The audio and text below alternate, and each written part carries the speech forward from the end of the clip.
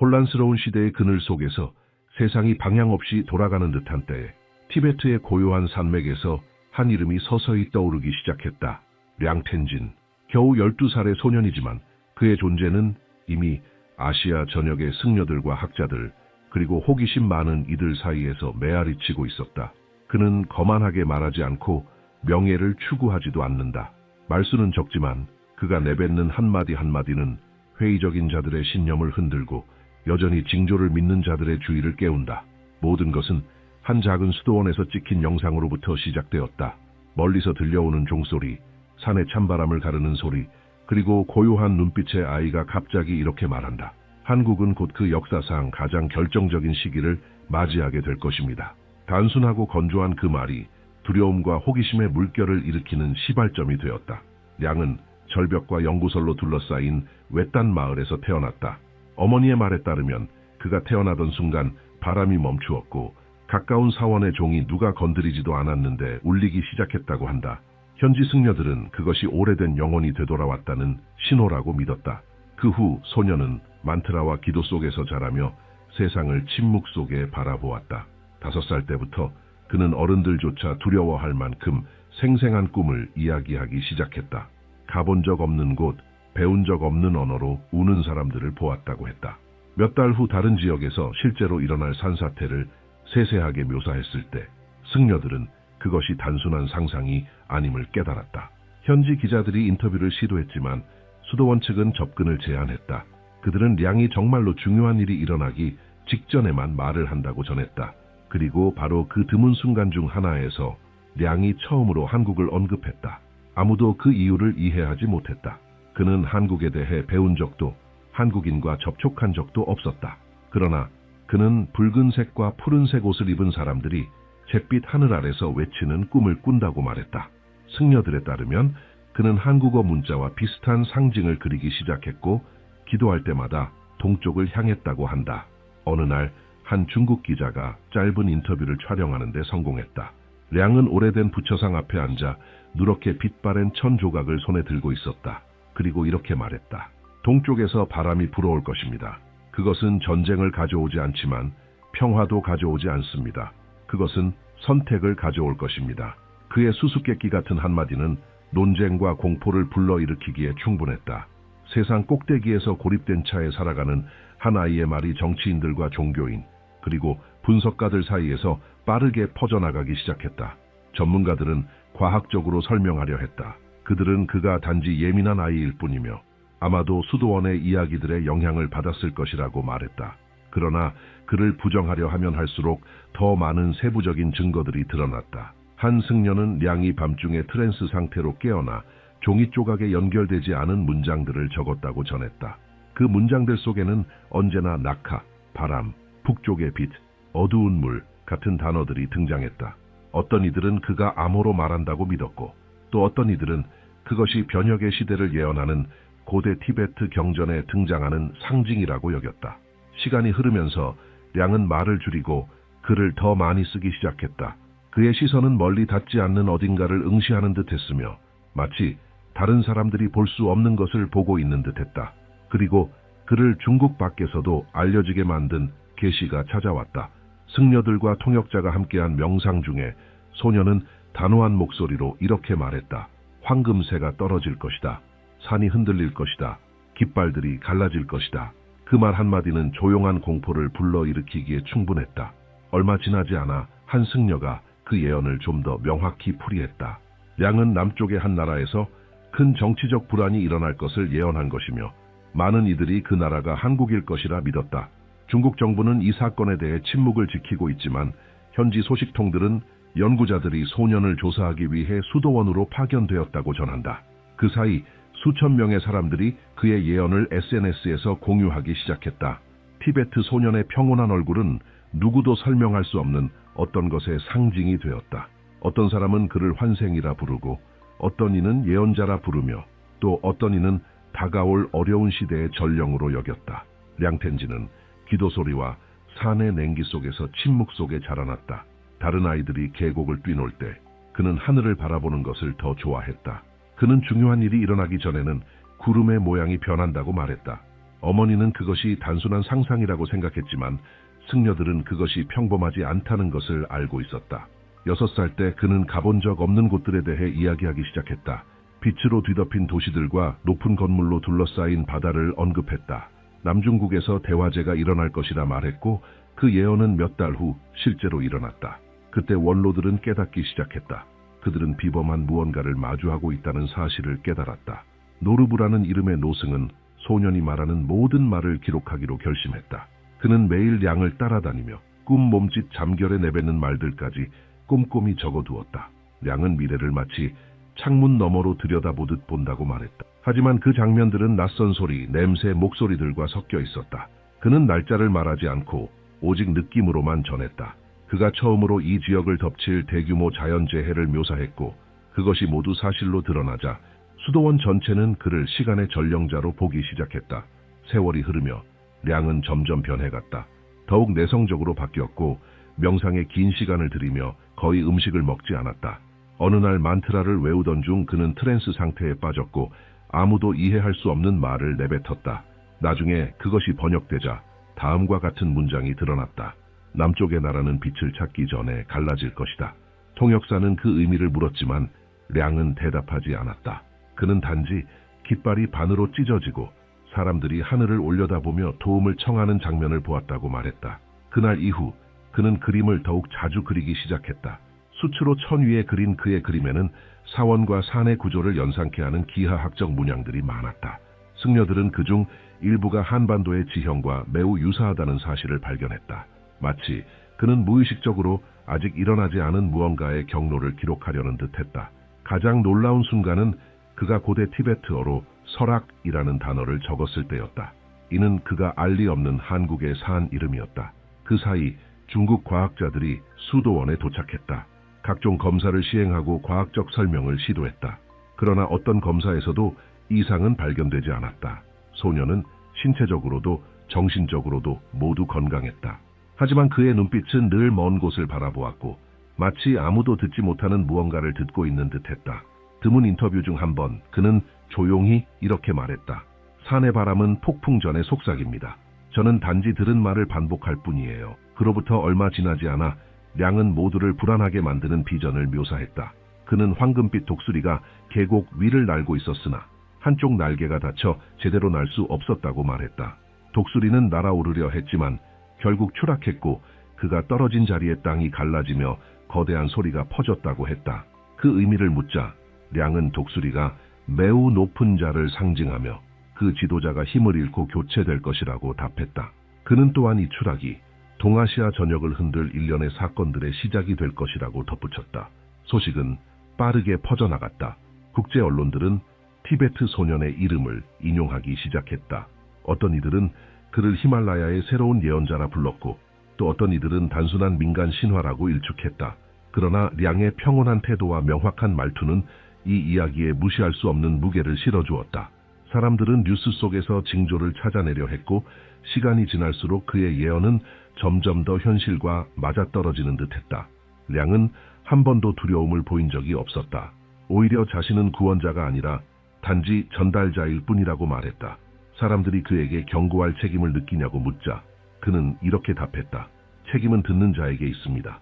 나는 그저 바람에 쓰인 것을 보여줄 뿐입니다. 이 대답은 아시아 인터넷상에서 가장 널리 퍼진 문구 중 하나가 되었고 운명은 볼 수는 있지만 반드시 피할 수 있는 것은 아니라는 개념을 상징하게 되었다.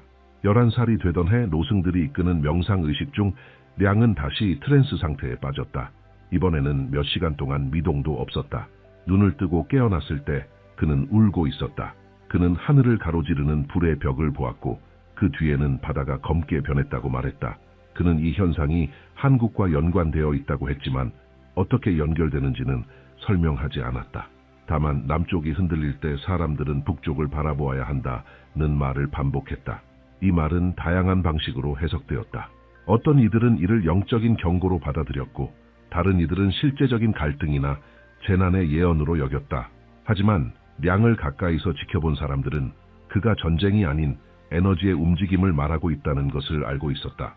그럼에도 불구하고 공포는 퍼져나갔다. TV 프로그램, 포럼, 인터넷 채널들이 그의 말을 분석하기 시작했고 사람들이 그에 대해 더 많이 이야기할수록 그의 메시지는 더 큰 힘을 얻게 되었다. 그날 밤 티베트 산맥에서 내려오는 바람은 평소와는 다른 소리를 냈다. 수도원은 고요했지만 량텐지는 갑자기 깨어났다. 맨발로 차가운 바닥을 걸어 부처상 앞에 섰다. 그의 눈은 떠 있었지만 시선은 이 세상의 것이 아니었다. 멀리서 지켜보던 노르부는 그 순간 소년이 속삭인 한마디에 몸을 떨었다. 한국은 곧 안에서 피를 흘릴 것입니다. 거리에서 외침이 올라올 것이며 누구도 그것을 막을 수 없을 것입니다. 량이 특정 국가를 이토록 직접적이고 명확하게 언급한 것은 이번이 처음이었다. 그는 인공 조명으로 환하게 빛나는 도시를 보았지만 그 위를 인간의 그림자가 덮고 있었다고 말했다. 그 중심에는 강한 목소리를 가진 한 남자가 수많은 사람들의 외침 속에서도 버티려 하고 있었고, 량은 이렇게 덧붙였다. 그는 적에게 쓰러지지 않습니다. 그를 쓰러뜨리는 것은 한때 그를 박수치던 손들입니다. 말은 분명했고 흔들림이 없었다. 소녀는 권력이 그 주인에게서 강제로 떼어질 것이며 그 몰락이 집단적인 상처를 남길 것이라고 말했다. 승려들은 서로를 바라보았지만 누구도 말하지 않았다. 량은 계속 말했다. 그는 한국의 하늘이 이상해질 것이라고 했다. 태양은 누런 안개에 가려지고 거리에서는 두 가지 색이 불과 얼음처럼 충돌할 것이라 했다. 그는 나라가 스스로의 심장을 갈라놓을 것이며 정치적인 상처가 영적인 상처로 번질 것이라고 했다. 한국은 거울을 들여다보겠지만 그 속에 있는 자신을 알아보지 못할 것입니다. 다음 날 아침, 량은 자신이 했던 말을 모두 기억하진 못했다. 다만 자신이 한 말을 기록하고 기도해달라고만 부탁했다.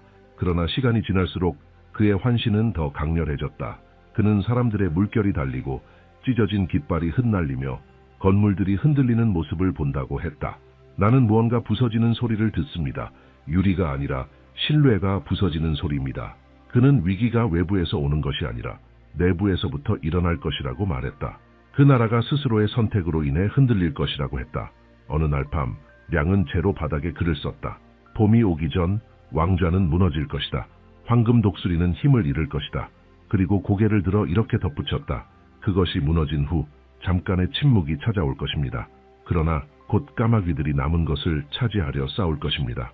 이 말들은 수도원 안을 전율처럼 퍼져나갔다. 량에게 있어 황금 독수리는 권력의 상징이었다. 몰락하게 될 권력자, 그가 불러올 분노와 혼란의 상징이었다. 량은 또 이렇게 말했다. 그 몰락 이후 한국은 3일의 어둠을 겪게 될 것이다. 그것은 문자 그대로의 어둠이 아닌 완전한 혼돈의 시기였다. 도시의 불빛은 꺼지지 않겠지만 사람들은 그 빛 속에서 희망을 보지 못할 것입니다. 그는 나라가 상반된 목소리들에 뒤덮이게 될 것이라 했고 지도자들끼리 서로 등을 돌릴 것이라고 했다. 그들은 큰 소리로 외치겠지만 아무도 들으려 하지 않을 것입니다. 온 나라가 출구 없는 복도에 갇히게 될 것입니다. 소녀는 감정을 담지 않고 말했으며 그 냉정함은 경험 많은 승려들조차도 두렵게 만들었다. 그러던 중 그는 마지막으로 말했다. 나는 바다가 색을 바꾸는 것을 봅니다. 파도는 거품을 싣고 오는 것이 아니라 어두운 무언가를 싣고 온다. 그것이 일어나면 세상은 한국이 첫 번째 경계를 넘었다는 것을 알게 될 것이다. 아무도 그가 자연재해, 경제위기, 전쟁 중 어떤 것을 말하는지 알 수 없었지만 그의 목소리의 어조는 그것이 파괴적인 사건이 될 것임을 분명히 하고 있었다.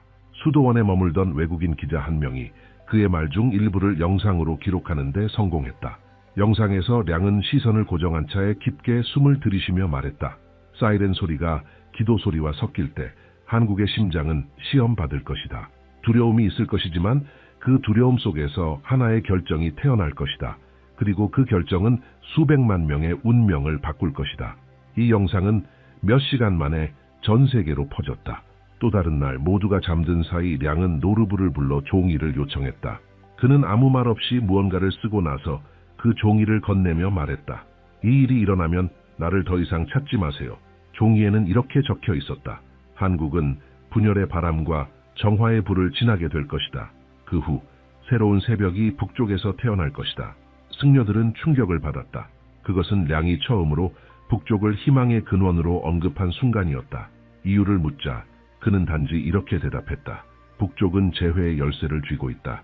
하지만 그것이 열리기 전 땅은 흔들리고 강은 길을 바꿀 것이다. 그 밤 이후 량은 병이 들었다. 며칠간 말을 하지 않았고 음식을 거부했다. 그는 환시가 주는 에너지가 자신을 소모시키고 있다고 말했지만 멈출 수는 없다고 했다. 시간이 문을 밀고 있어요. 문이 닫히기 전에 나는 알려야 해요.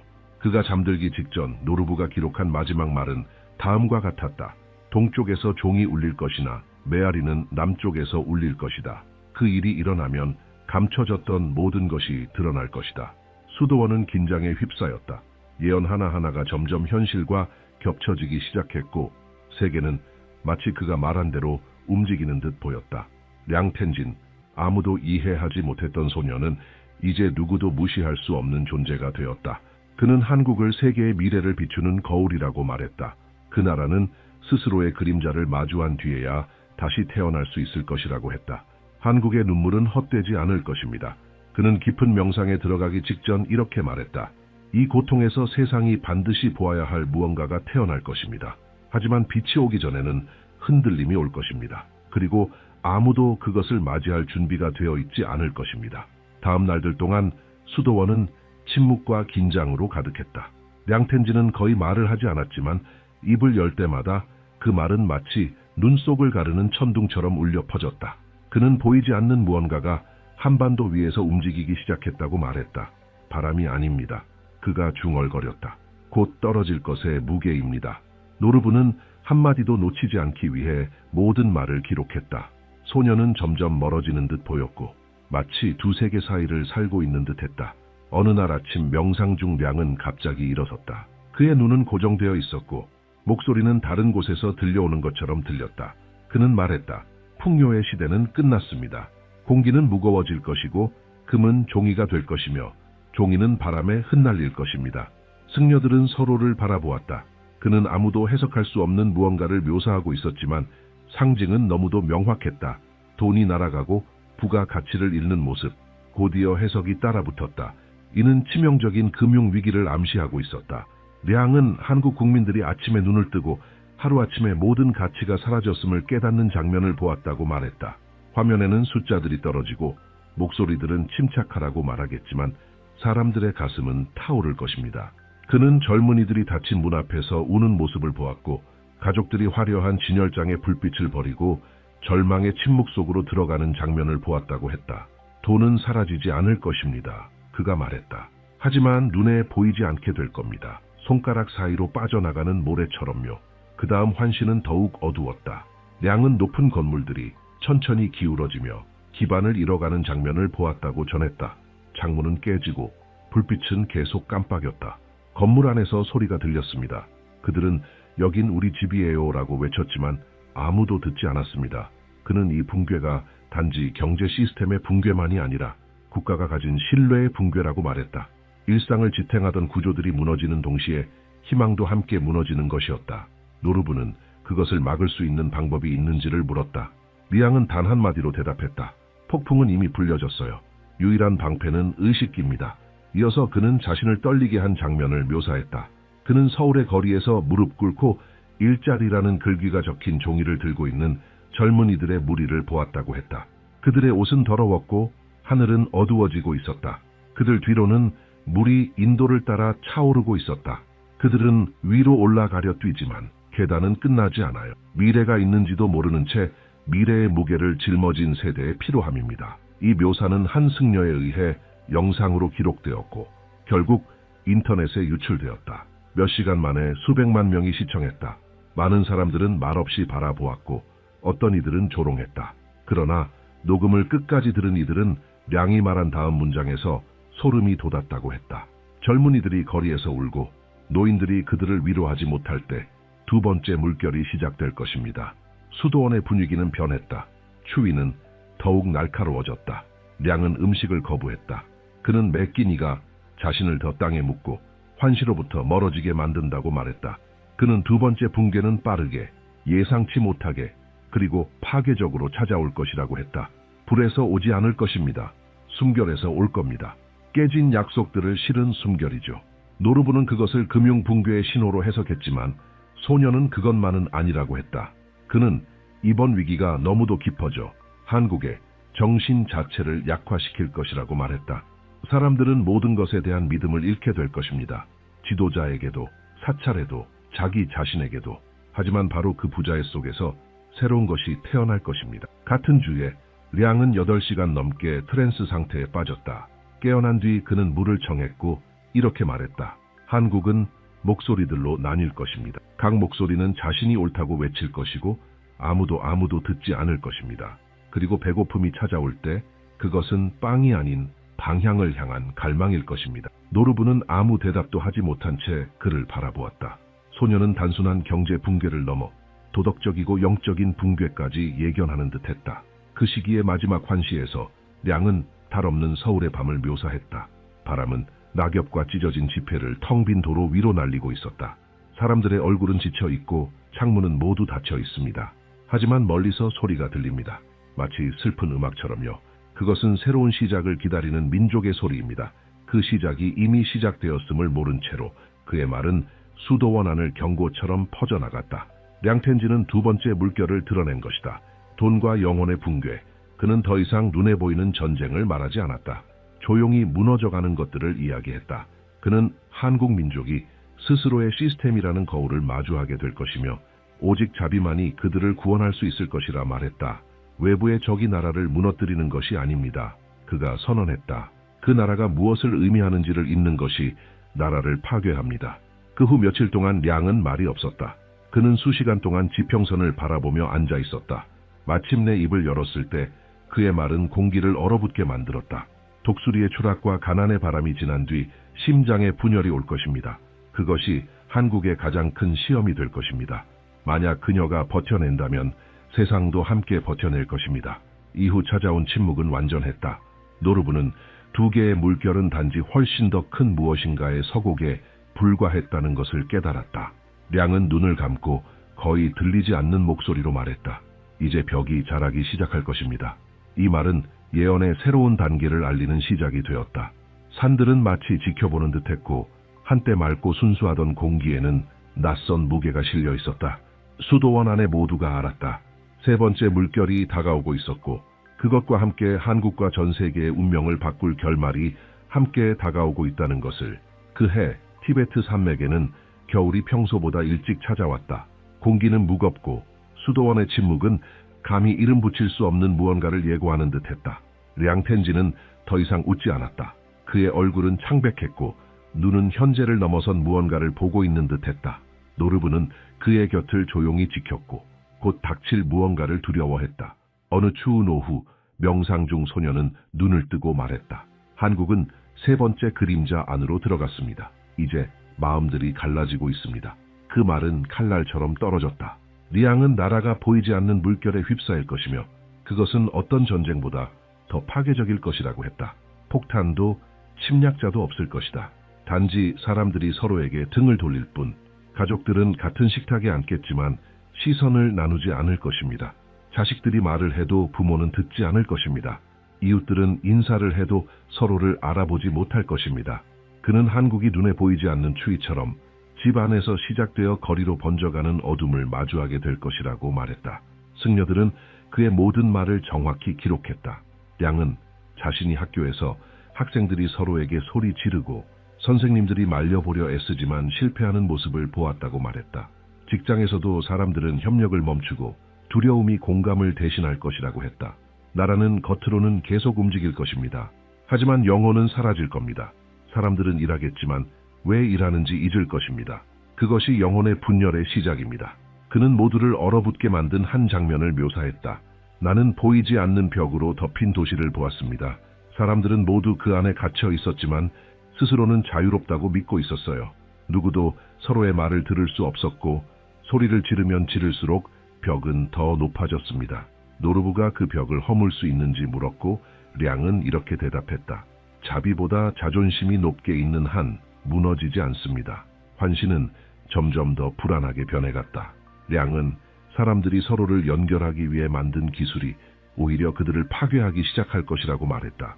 그들은 화면을 보며 곁에 있는 사람의 얼굴을 잊게 될 것입니다. 가상세계가 새로운 사원이 되고 거짓이 그들의 기도가 될 것입니다. 그는 또한 거짓된 목소리들이 불처럼 퍼지며 나라를 서로 반대되는 믿음으로 갈라놓을 것이라 말했다. 말은 의미를 잃게 될 것입니다. 모든 뉴스는 무기가 되고 모든 진실은 위협으로 받아들여질 것입니다. 그날 밤 량은 다시 트랜스 상태에 빠졌다. 그는 서울 위를 나는 까마귀들을 보았다고 말했다. 그들은 모두 다른 소리로 울부짖고 있었다. 어떤 놈은 위험을 말하고 또 어떤 놈은 희망을 말합니다. 하지만 전부 거짓말이에요. 그의 목소리는 단호했다. 한국은 적들에게 속지 않을 것입니다. 자신의 의심에게 속을 것입니다.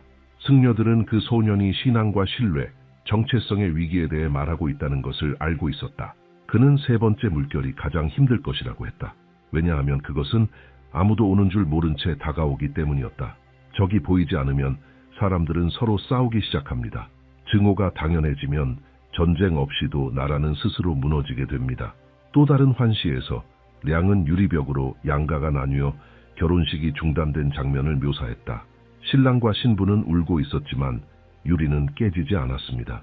아무도 어느 쪽이 진실인지 몰랐어요. 노르부가 그 의미를 묻자 량은 이렇게 말했다. 그것은 한국의 거울입니다. 사람들은 그 안에서 자신을 보고 그 모습을 미워하게 될 것입니다. 그러나 그 반영은 적이 아닙니다. 그게 바로 자신입니다. 시간이 흐르며 그의 예언은 다른 지역의 승려들 사이에서도 퍼지기 시작했다. 어떤 이들은 의심했고 어떤 이들은 열렬히 믿었다. 하지만 모두가 한 가지에 동의했다. 외국에 대해 이토록 정밀한 환시를 가진 소녀는 본 적이 없었다. 량은 줄곧 말했다. 자신은 그것을 보고 싶어서 본 게 아니라고. 나는 예언하고 싶지 않아요. 나는 단지 시간이 속삭이는 걸 듣고 있을 뿐이에요. 어느 아침 그는 울면서 깨어났다. 그는 바다가 부산의 거리로 밀려오는 꿈을 꾸었다고 말했다. 사람들은 도망쳤지만 물은 파괴하지 않았다. 단지 갈라놓았다. 그 물은 죽이기 위해 온 것이 아닙니다. 이미 갈라진 것을 나누기 위해 온 것입니다. 노르부는 말없이 있었다.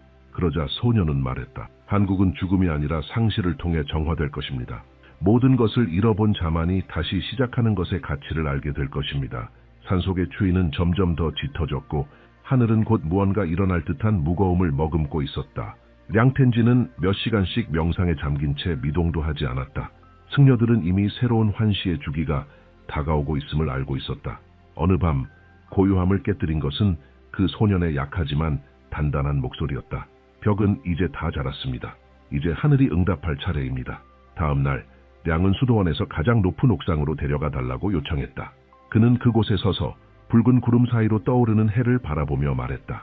북쪽에서 시작되고 있어요. 그곳에서 오는 빛은 파괴가 아닙니다. 바로 잡음입니다. 그의 말은 불처럼 승려들 사이로 퍼져나갔다. 누구도 감히 끼어들지 못했다. 량은 깊이 숨을 들이쉬고 계속 말했다. 한국은 어둠을 통과했습니다. 이제 바람의 방향이 바뀝니다. 북쪽에서 화해의 신호가 올 것입니다.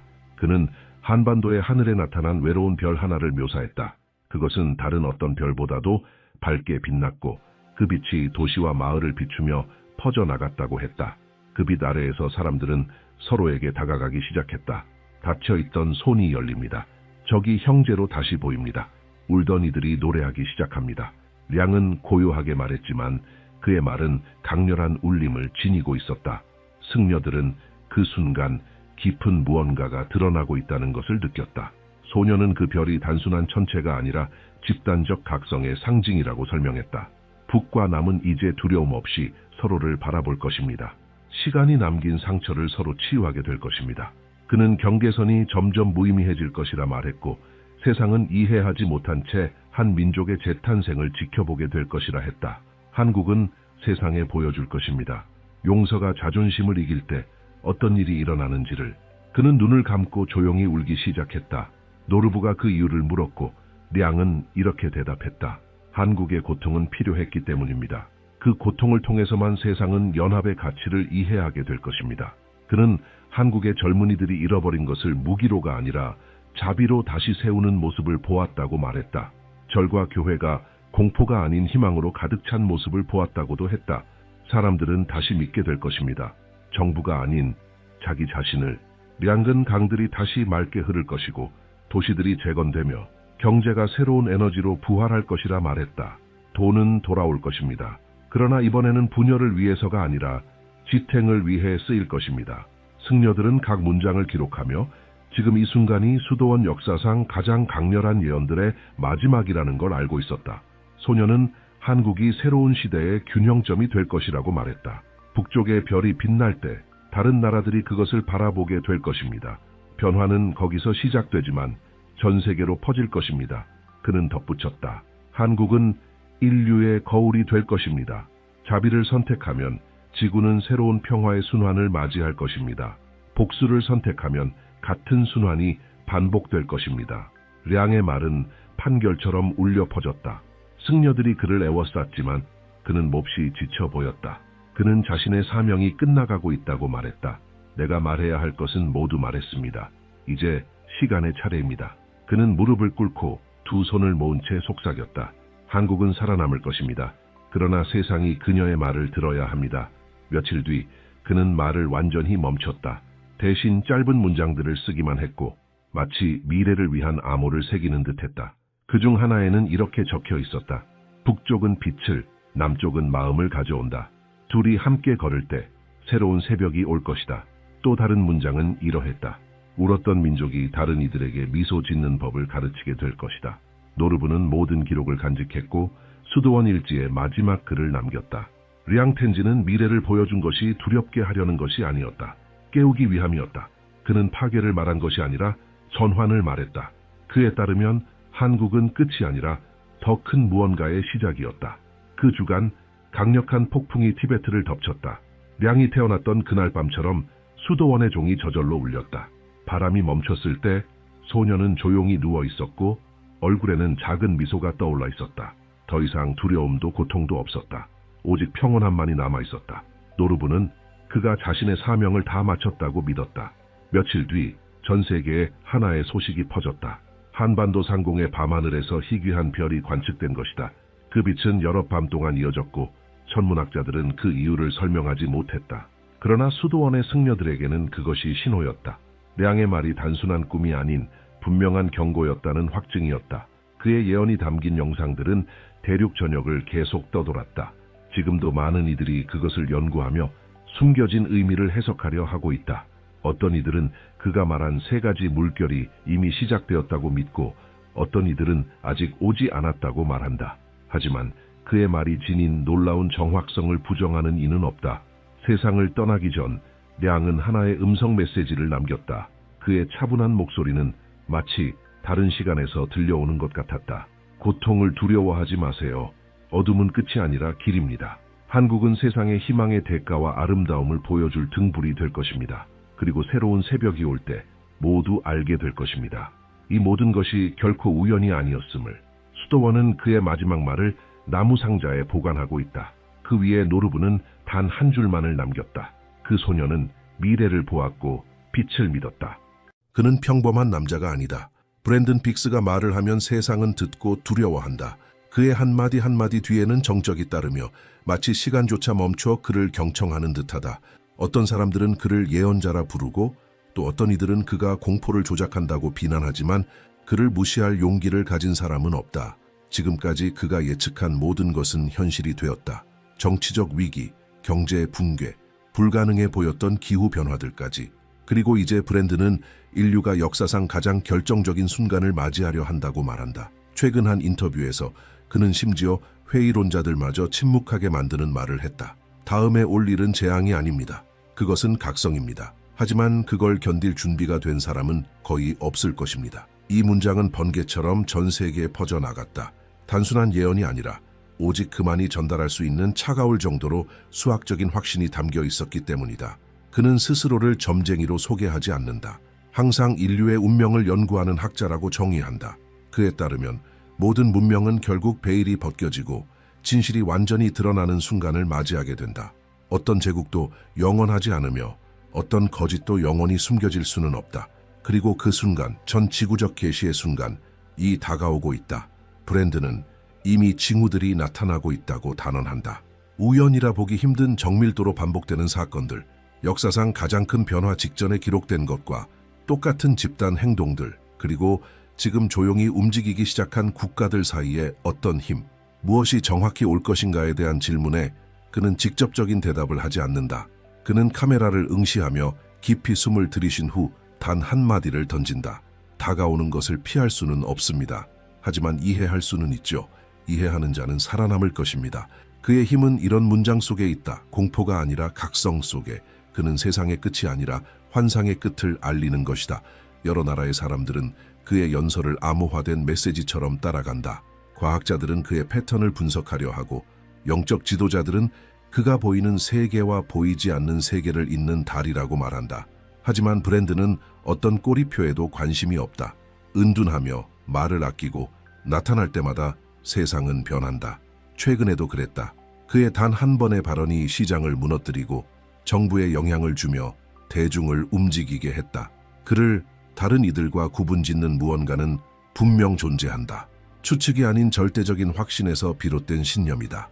그에게 미래란 거울에 비친 반영과 같다. 이미 존재하지만 아직 보이지 않았을 뿐이다. 세상을 바라보는 이 방식은 그를 매혹과 두려움이 뒤섞인 인물로 만들었다. 그의 책들은 일부 국가에서는 금서가 되었고 다른 나라에서는 성서처럼 취급받는다. 그의 추종자들은 그가 시간을 꿰뚫는 시선을 가졌다고 말한다. 하지만 그는 자신이 아는 모든 것은 초자연적인 능력이 아니라 관찰과 훈련을 통해 얻은 것이라고 말한다. 그의 수많은 발언 중에서도 아시아 대륙 전역에서 가장 강하게 울려 퍼지는 말이 있다. 한국이 깨어날 때 아시아는 다시 태어나고 세계의 균형은 변할 것이다. 이 문장은 동양 전역의 포럼, 방송, 영적 커뮤니티에서 가장 많이 언급되는 말이 되었다. 분석가들은 그의 말의 진정한 의미를 해석하려 애쓰지만 브랜든은 결코 해석하지 않는다.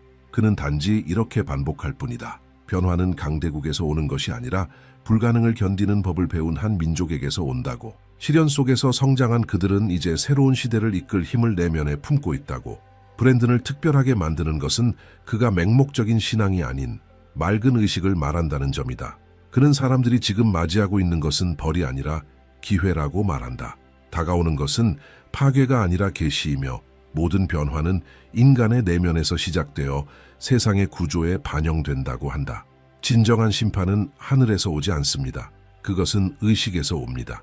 이는 그의 드문 공개 간견 중 하나에서 한 말이다. 어릴 때부터 브랜든 빅스는 남달랐다. 또래 아이들이 뛰어놀 때 그는 조용히 하늘을 바라보곤 했다. 그는 항상 큰 일이 일어나기 전엔 구름이 이상하게 움직인다고 말했다. 아무도 그를 믿지 않았지만 어느 날 불가능하리라 여겨졌던 일이 실제로 벌어졌다.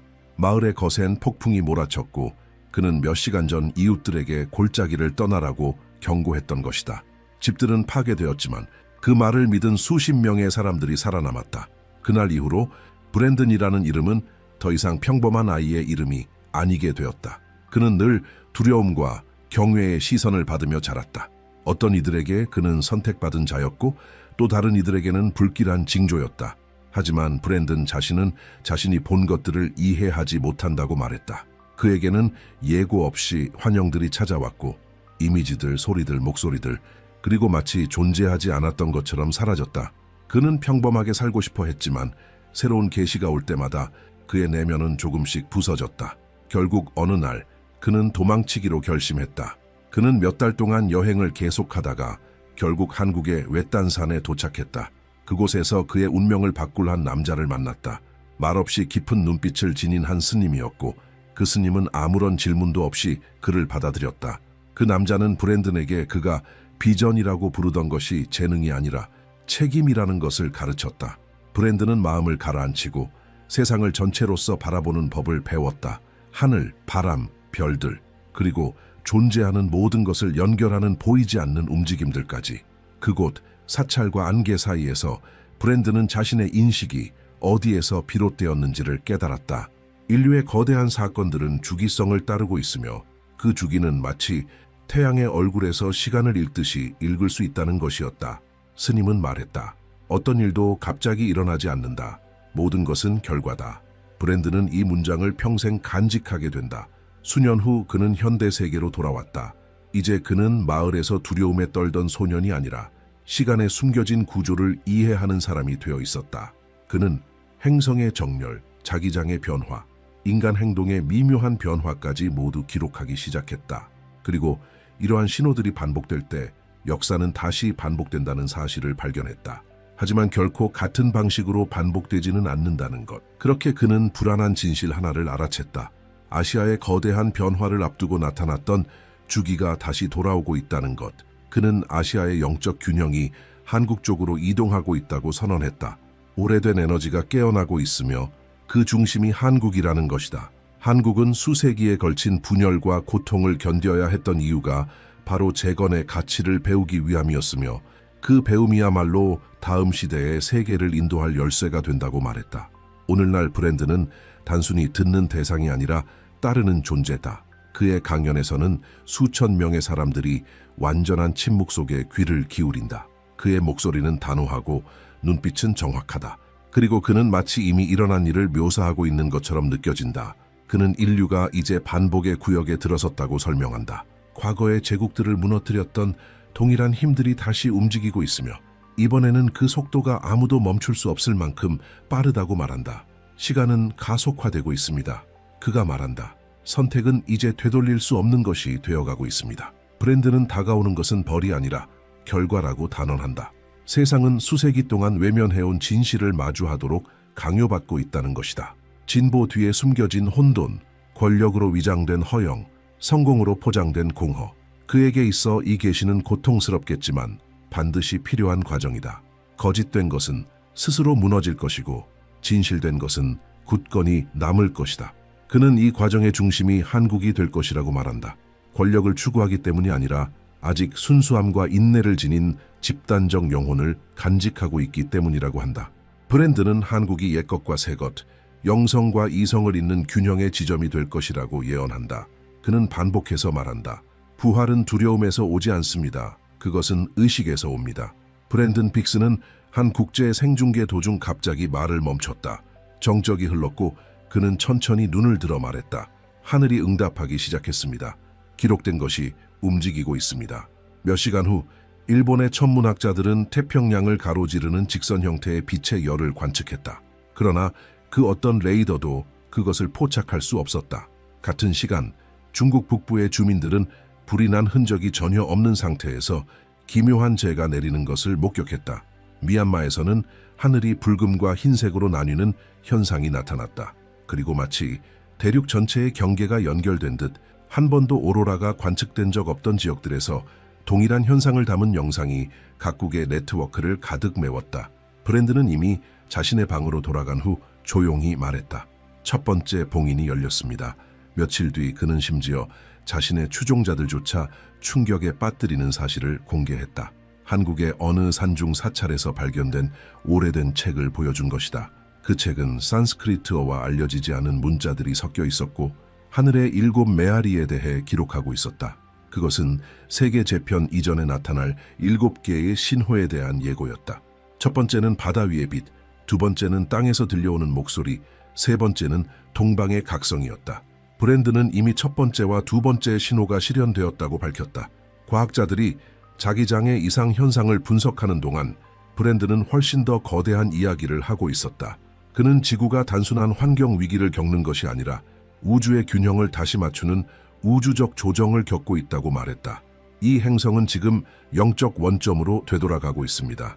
조화에서 벗어난 모든 것은 뿌리째 뽑힐 것입니다. 그에게 있어 인간의 불균형은 우주의 구조 자체에 반응을 일으켰다. 우주는 우리가 방출한 것을 우리에게 돌려주고 있습니다. 그가 말했다. 곧 아시아의 기후를 뒤흔드는 사건들이 연이어 발생했다. 중국 남부는 예기치 못한 홍수로 초토화되었고 일본은 근대 역사상 가장 높은 폭염을 기록했다. 베트남에서는 하늘이 수시간 동안 주황색으로 물들었고 부산 앞바다는 완벽한 소용돌이 형태의 전기 폭풍이 형성되었다. 브랜드는 그 영상들을 바라보며 말했다. 자연이 말하고 있습니다. 자연은 파괴하지 않습니다. 경고할 뿐입니다. 이후 한국 기자들은 그의 일거수일투족을 쫓기 시작했다. 어느 기자가 그에게 이것이 종말이라고 믿느냐고 묻자 브랜드는 망설임 없이 답했다. 끝이 아닙니다. 조정입니다. 인간이 끝이라 부른 것을 우주는 정화라 부릅니다. 이 문장은 아시아 전역의 모든 방송국에서 인용되었고 이 시점을 기점으로 그의 존재는 영적 영역을 넘어 정치의 영역으로 들어서게 되었다. 각국 정부는 그의 발언을 감시하기 시작했다. 중국은 그의 영상 일부를 차단했고 일본은 비공개 회의를 제안했으며 한국은 그를 종교계와 과학계 인사들과 함께 맞이하겠다고 발표했다. 하지만 브랜드는 모든 초청을 거절했다. 그는 말했다. 나는 어떤 편에도 속할 수 없습니다. 다가오는 것은 모든 편을 삼켜버릴 것이기 때문입니다. 이후 전 세계 50개국 이상의 생중계된 인터뷰에서 그는 설명했다.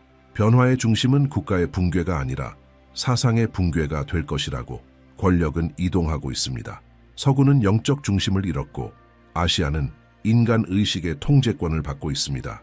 그는 이 말을 하며 천문학적 주기의 그래프를 보여주었다.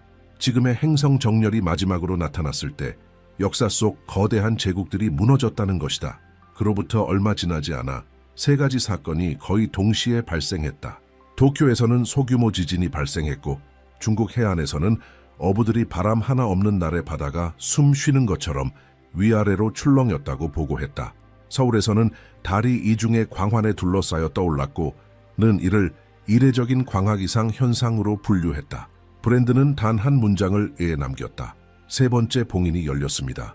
긴장감은 점점 고조되었다. 사람들은 하늘을 감시하고 바다를 촬영하며 구름 속에서 징조를 찾기 시작했다. 브랜드는 말했다. 다음 움직임은 조용하지만 결정적일 것입니다. 세상에서 무언가가 변하기 전에 먼저 하늘이 변합니다. 그리고 하늘은 이미 변했습니다. 그 무렵 KBS의 한 기자가 충격적인 사실을 보도했다. 브랜든이 국제기관들에 의해 감시되고 있다는 것이다. 이유는 그가 내놓은 새로운 예언, 지금까지 중 가장 대담한 예언 때문이었다. 그는 머지않아 동방의 한 나라가 내부 붕괴를 겪게 될 것이며 그것이 아시아 전역의 도미노처럼 파급될 것이라고 주장했다. 그의 일기장에는 이렇게 적혀 있었다. 철의 제국이 갈라질 것이다. 그리고 그 균열에서 새로운 빛이 태어날 것이다. 이 일기장은 훗날 그의 한 조수에 의해 공개되었다. 추측은 폭발적으로 퍼져나갔다. 어떤 이들은 그가 중국을 말하는 것이라 했고 또 다른 이들은 그것이 오래된 세계 권력 구조의 붕괴를 의미한다고 주장했다. 그러나 브랜드는 아무것도 확언하지 않았다. 그는 단지 이렇게 말했다. 다가오는 것은 정부도 군대도 막을 수 없습니다. 거짓 위에 세워진 모든 것은 그 자신의 그림자에 삼켜질 것입니다. 언론은 그의 예언을 빅스의 경고라 부르기 시작했다. 정치인들은 이를 부정하려 했지만 그럴수록 사람들의 관심은 커졌다. 그의 말은 더 이상 단순한 영적 설교가 아니었다. 그것은 현실의 거울이었다. 그가 입 밖에 낸 모든 것은 곧바로 세상 속에서 형태를 띄었고 예언과 뉴스의 경계가 사라진 듯했다. 그리고 어느 밤 브랜드는 카메라 앞에 나타났다. 눈빛은 단단했고 목소리는 고요했다. 그는 말했다. 네 번째 봉인이 열리려 합니다. 그것이 열릴 때 세상은 계시라는 말의 진정한 의미를 알게 될 것입니다. 파괴를 기다리지 마십시오. 진실을 기다리십시오. 그리고 진실은 그 누구도 예외로 두지 않습니다. 그 후 브랜든 빅스는 40일간 자취를 감췄다. 어떤 인터뷰도 어떤 출연도 없었다. 아시아의 방송들은 그의 실종을 전 세계적 사건처럼 보도했다. 누군가는 그가 히말라야로 떠났다고 했고 또 누군가는 그가 경주의 어느 산사에서 고립된 채 수행 중이라고 말했다. 그러던 어느 비 내리는 새벽, 짧은 영상 하나가 세상에 올라왔다. 화면 속 브랜드는 피곤해 보였지만 그 눈빛은 그 어느 때보다 강렬했다. 그는 조용히 말했다. 내가 본 것은 모든 것을 바꾸었습니다. 5번째 봉인이 열리고 있습니다. 영상은 몇 분 만에 퍼져나갔다. 브랜드는 그동안의 고립 기간 동안 자신이 9글자의 해독을 받았다고 밝혔다. 그에 따르면 이 코드는 고대 불교 문헌과 한국 철학서 속에 숨겨져 있었던 것으로 세계의 영적 구조를 설명하는 9개의 상징이었다. 그는 이렇게 설명했다. 세계는 하늘의 것이고 세계는 땅의 것이며 세계는 인간의 것이다. 이 9개가 조화를 이루면 현실 자체가 붕괴하기 시작한다는 것이다. 그리고 지금 바로 그 일이 일어나고 있다고 그는 말했다. 브랜드는 불균형이 이미 한계점에 도달했으며 우주는 3가지 차원을 재정렬하기 시작했다고 단언했다. 하늘은 에너지를 조정하고 땅은 구조를 바꾸며 인간은 그 결과를 겪게 됩니다. 그리고 그는 한마디를 덧붙였다. 보는 이들의 숨을 멎게 만든 말이었다. 이 정렬의 중심에는 한국이 있습니다. 우연이 아니라 운명입니다. 세계의 심장은 이곳에 있습니다. 그의 말이 아시아 전역에 울려 퍼지는 가운데 눈에 보이는 징조들이 나타나기 시작했다. 일본에서는 수십 년간 잠잠하던 아소산이 연기를 뿜었고 중국에서는 황허강이 이틀 동안 색을 바꿨다. 과학자들은 이 현상을 설명하지 못했다. 미얀마에서는 밤하늘이 녹색 빛으로 물들었으며 한국의 애는 제주 바다 위에 황금빛 후광이 떠 있는 영상들이 퍼졌다. 브랜드는 이 모든 현상을 아시아의 고대 에너지의 귀환이라고 불렀다. 그리고 마침내 그는 자신의 생애 가장 충격적인 예언을 공개했다. 한국에서 새로운 지도자가 등장할 것이라는 것, 정치인이 아닌 신념, 이성, 용기를 하나로 모을 수 있는 강력한 존재, 50대에서 60대 사이의 남성이며 여러 언어에 능통하고 세계적으로 알려져 있지만 영적 상징으로는 아직 드러나지 않은 인물. 브랜드는 그는 이미 사람들 사이에 존재하고 있으며 6번째 봉인이 열리는 순간 운명이 그를 리더의 자리에 올릴 것이라고 말했다. 그는 권력을 원하지 않을 것입니다. 권력이 그를 찾을 것입니다. 브랜든의 말이었다. 이 발언은 아시아 전역을 뒤흔들었다. 신문 분석과 방송 전체가 그 남성이 누구인지 추적하기 시작했다. 한편 브랜든은 이 일이 단순한 정치가 아니라고 설명했다. 이것은 의식의 새로운 패러다임에 관한 것이며 미래는 군사력이 아닌 지혜와 자비에 의해 이끌릴 것이라고 했다. 새로운 시대의 지도자는 적을 무찌르지 않습니다. 그는 동맹을 깨웁니다. 그는 이 과정이 한국에만 국한되지 않을 것이라고도 밝혔다. 한반도의 각성은 아시아 대륙 전체의 연쇄 반응을 일으킬 것이라는 것이다. 잠든 용이 쓰러질 때 호랑이가 일어날 것입니다. 중국은 자신의 그림자와 마주하게 될 것이고 일본은 땅과 불의 정화를 겪게 될 것입니다. 그리고 한국은 옛 세계와 새 세계를 잇는 다리가 될 것입니다. 브랜드는 이 전환의 징조가 이미 곳곳에 나타나고 있다고 말했다. 최근의 지진, 기후변화, 정치적 긴장까지 모두 같은 흐름의 일부라는 것이다. 우주는 조각들을 다시 배치하고 있습니다. 인류는 단지 그 충격을 느낄 뿐입니다. 그는 현재의 시기를 보이지 않는 새벽에 비유했다. 빛은 아직 눈에 띄지 않지만 이미 태동은 시작되었다는 의미였다. 서울에서 아시아 전역으로 생중계된 기자회견에서 그는 이전과는 다른 방식으로 말했다. 비유도 수수께끼도 없이 그는 말했다. 다가오는 것은 재앙이 아닙니다. 그것은 집단적 계시입니다. 사람들은 자신에 대해, 자신의 나라에 대해, 그리고 이 행성에 대해 감춰졌던 진실을 깨닫게 될 것입니다. 구조물들은 무너지겠지만 전쟁이 아니라 의식에 의해 무너질 것입니다. 거짓이 드러나면 그것은 스스로 무너지게 되어 있습니다. 기자들은 더 구체적인 설명을 요구했지만 그는 미소만 지으며 이렇게 답했다. 별들은 이미 길을 보여주었습니다. 다음 걸음은 인간의 몫입니다. 곧이어 동방의 하늘에 신비로운 영상들이 등장하기 시작했다. 일본에서는 삼각형 형태의 빛이 형성되었고 몽골에서는 하늘을 가로질러 순식간에 사라진 푸른 섬광이 목격되었다. 한국에서는 소리 없는 빛의 폭발이 밤하늘을 하얗게 물들여 잠시 동안 밤이 낮처럼 변했다. 브랜드는 단 하나의 문장만을 남겼다. 6번째 봉인이 열렸습니다.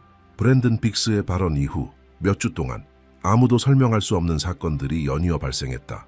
한반도 상공에서 자기파가 관측되었고 지구의 전자기장은 평소보다 크게 흔들렸다. 일본의 위성은 동해 상공에서 푸른 오로라를 기록했으며 언론은 이를 단순한 우연의 일치라 불렀다. 브랜드는 조용히 한마디만 남겼다. 시간이 응답했습니다. 며칠 후 그는 짧고 직접적인 새로운 메시지를 올렸다. 침묵의 사나이가 움직이기 시작했다. 1시간도 지나지 않아 브랜든의 이름은 한국에서 가장 많이 언급되는 화제가 되었다.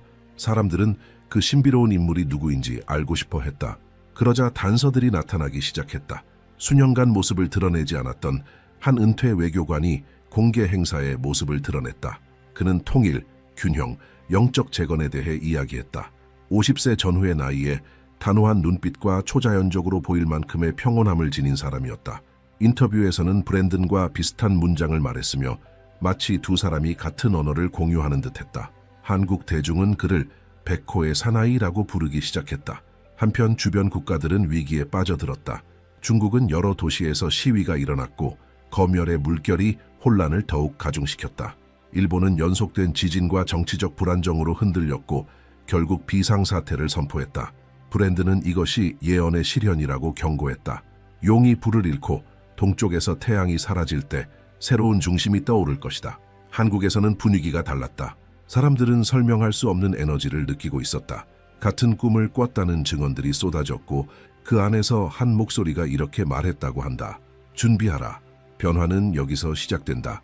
거리에는 기도 모임이 형성되었고 스님과 목회자들이 나란히 설교했으며 서로 다른 믿음을 가진 사람들 사이에서 하나 되는 감정이 점점 커져갔다.